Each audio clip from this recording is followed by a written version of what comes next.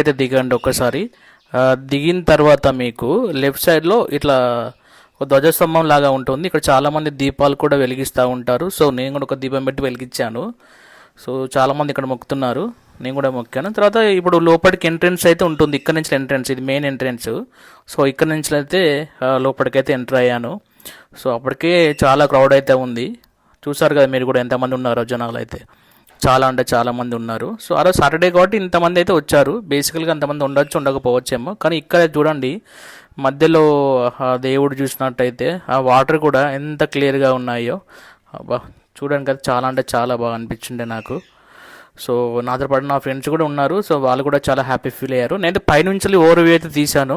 అంటే కింది కనుకంటే పైనుంచి బాగా ఫొటోస్ అయితే మంచిగా వచ్చాయి. సో కింద కూడా చూడండి మీరు ఒకసారి, దేవుని దగ్గర నుంచి అయితే తీస్తున్నాను ఫోటో నేను.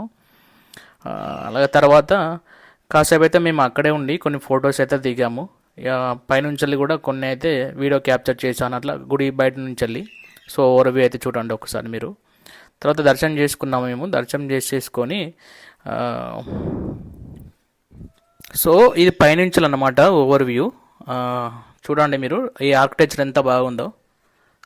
చాలా అంటే చాలా అంటే చాలా బాగుంది. సో నైట్ టైంలో వస్తే ఇంకా బెటర్ ఉంటుంది, ఎందుకంటే లైటింగ్స్తో ఉంటుంది కాబట్టి చూడడానికి ఇంకా అంటే చాలా బాగుంటుంది. అట్లా దర్శనం చేసేసుకొని అయితే కారు పార్కింగ్ దగ్గరికి వెళ్ళి అయితే కారు తీసేసుకొని సో మేము బయటకైతే వెళ్ళిపోతున్నాము. సో అప్పటికే మాకు టైం కూడా అయిపోయింది. సో మేము వెళ్ళే దారిలో ఏమైందంటే వర్షం కూడా పడింది. అలా బ్యాక్ టు వరంగల్ అయితే రిటర్న్ అయిపోయాం. సో నా వీడియో మీకు నచ్చినట్టయితే ప్లీజ్ సబ్స్క్రైబ్ చేసుకోండి, లైక్ చేయండి అండ్ షేర్ చేయండి. మరొక వీడియోతో మీ ముందుకు వస్తాను.